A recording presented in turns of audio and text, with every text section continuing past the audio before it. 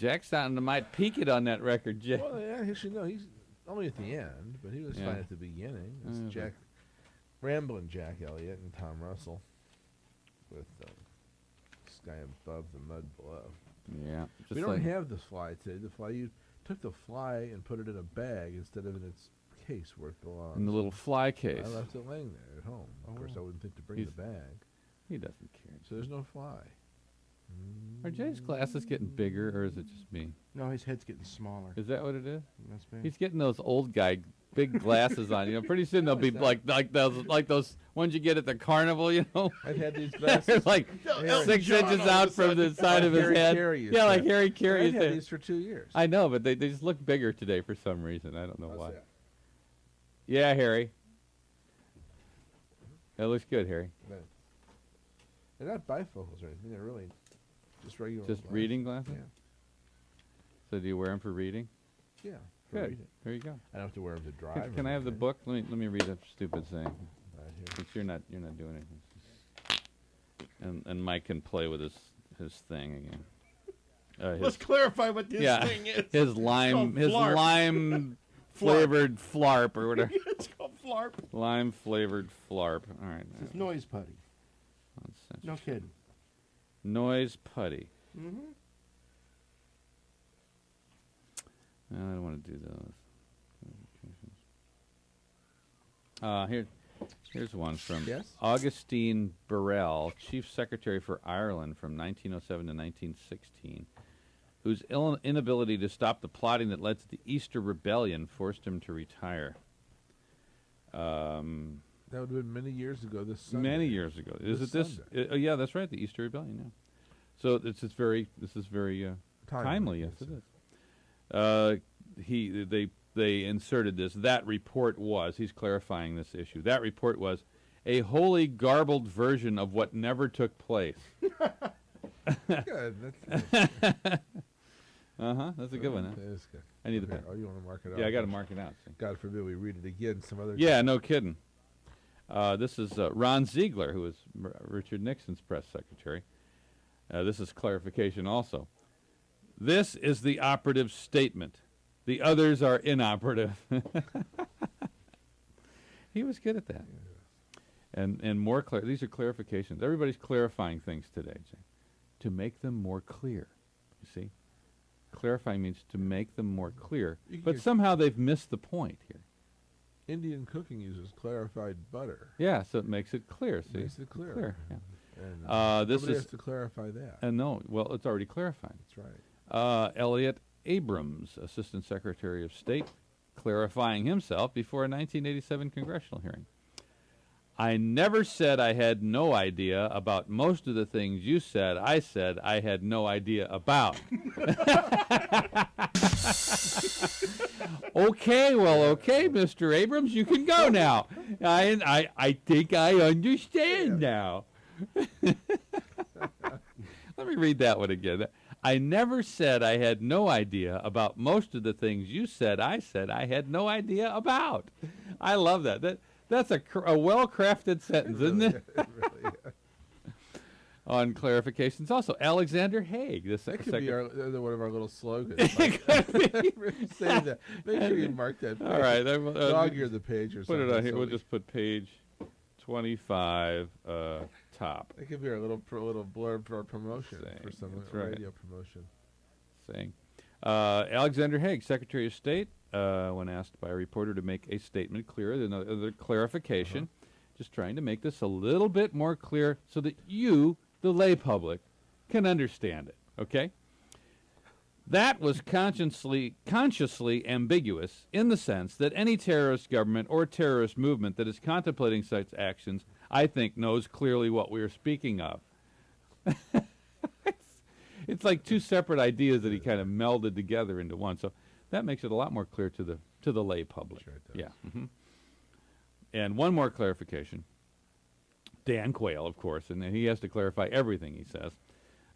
He was defending himself against criticism for making verbal gaffes. So I stand by all my misstatements. And of course, that's the best one. Hi, you're on the air. Hey, No, Okay, you're good not. night. You're off the air. You're off the Yeah, phone. that's the trick, ladies and gentlemen. You call up and you wait until we say Yeah. you're on the air before you say or do whatever. That's right, it is you because want to we're say in or the do. middle of something here. Right. I was in the middle of something. You can't just barge right in and talk to us. 664-3688 is the number if you'd like to call and hang up on us. Two more contemporaries of Tokyo Rose. Oh, Britain's Lord Haw Haw. Lord Haw Haw? Yeah. And Axis Sally. Axis. I remember Sa- Axis Sally. Yeah. I remember Axis yeah. Sally. Yeah. Who's Lord Haw Haw? Lord Haw Haw actually was an American who became a German citizen and then became a radio propagandist for the Reich. Lord Haw Haw. Never heard of Yeah. him. And Never heard of Haw Haw. his nightly broadcasts were from Berlin, and they made him infamous in England, which is where he was hung for treason, Isn't that nice? even though he was not a British subject. Well, good. Interesting. Well, they needed to be hanged, probably. I would say. Yeah. But anyway, there's more interesting. I thought stories maybe it there. was more fake Darwin awards you had. No. I do remember. Screen those more carefully, I guess. I do remember Axis Sally. She was pretty famous. Yeah, But yeah. Lord Haw Haw. Man, they just missed the boat with not having Baghdad Betty. I'm telling you. See, it won't go down in history as a great war because there was no Baghdad Betty. They'll just say, well, they didn't have a propagandist. Well, except for the information minister who kept saying that there were no troops in Baghdad while they're holding up signs behind him going, "Hey, Mom, I'll be home in a week." You know? Send money. Yeah, send more cookies. You know? There are no troops in Baghdad. How you doing, Ma? Good to see you. You're on the air. Hey guys, it's Joe. Hey, Joe. Joe. Good. So we got some unfinished business from last week now. Oh wait, let's this is Joe reference book. Turns out tapioca comes from cassava root. Cassava. Cassava. Cassava. Cassava. And It's essentially cornstarch. well, okay. You I mean, know, they just extract the starch from the root. And, right, and then Why does it become little balls? Oh, it's like cornstarch. You know. Do they roll it between their fingers like they do? Well, you know how if you overcook cornstarch or flour, it becomes lumpy. But that's regular lumps. How do they get it so regular? You know. It's just, Laxatives. Okay, yeah. Thank you, ladies and gentlemen. Okay. rennet is an enzyme from a cow's stomach used to curdle milk. Oh, is that what what's the stuff you're looking for? It turns in. It No, helps you the make stuff junk. your mom made. It helps you make junket. Junket. That's what junket's made from? Well, you know, milk and other stuff. It's essentially Devonshire cream. Devonshire cream. So it's an English thing. Right. And Like junket? I thought I junket have some was junket dry. recipes somebody forwarded to me last week. I'm sorry I forgot to bring them, but Oh. I'll bring them in for you next Oh. week. so much you The care. junket and Devonshire cream are the same thing? Not quite, but they're close. I mean, Devonshire cream is well, I haven't got a recipe for Devonshire cream in front of me, but give me a chance to shuffle some books around here, and I'll read you what the OED says about junket. Yeah. Cassava. Political tour. Now cassava cream is cheese is or that a- grown in the tropics? You know, I think you can grow it most anywhere you want, but Can I think you? it's generally in Central America. Central America. Okay. So a warmer climate. Right. Says that junket is a cream cheese or other preparation of cream originally made from in a rush basket or served on a rush mat in Junkada. It's now a dish consisting of curds and sweetened and flavored milk with a layer of scalded cream on top, popularly served. Associated with temperature, but assuming the units, and my OED is my OED is just badly printed. It sounded like you Oh, just I thought it was laughed going at into a foreign I just thought you were too. I thought you were Joe reference book, Speaking in Tongues, ladies and That's gentlemen. right. The Easter miracle. Right here, The it's an Easter miracle of Joe reference book. I've got the cheap OED, don't you know? And so the printing ain't as good as on the real OED. So it's a dessert that we serve in Devonshire. Really, I thought you'd gone into French or something. I- You know, I had. Let me ask you. Didn't you at one time? Wasn't there some kind of rumor that tapioca was toxic and if you didn't cook it a certain way or something like that? Wait, no, that's you got crazy. me. Huh? Yeah, I didn't get that memo. I don't know. It was. I've always liked tapioca. I don't know why. It's just those little clear balls in it just make it so cool. I don't know. And that's cassava root, Correct. or the extract of cassava root. Right. It's not really the root itself, Yeah, I right? don't know how you prepare it. I didn't go that closely. into Yeah, it. well, that's okay because You we're not gotta going to make figure it anyway. But yeah, you got to figure it's like getting cornstarch. it's easier out to of corn. buy, you know. Yeah. But having done that, can I rant a little bit? Oh, rant away. You've, I'm sure, heard about these new HIPAA rules that went into effect. Oh, Wait. yeah. It's like, dude, don't Bogart. That's rule number 1, dude. Hey, Joe. Yeah? Before I lose you here, do you know about that? Are you an expert at that? I know enough to not get sued. Okay, I need to talk to you. Okay.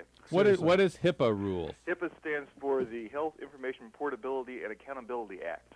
Okay. It means that if you're a patient of any physician, that nobody can get access to your records as that patient unless you explicitly say that they can have it. And this is something that's in force now? It started on the 14th, yeah. Okay. It's Oh, pretty it's big coming, No, or it it's just came on the 14th. Okay. Well, it's actually been in effect for a long time, but now I they're thought just so, they're yeah. cranking down. Now they're Yeah, Oh, okay. The 14th was codifying the drop-dead date that if anything happens after that, you can get sued. Okay.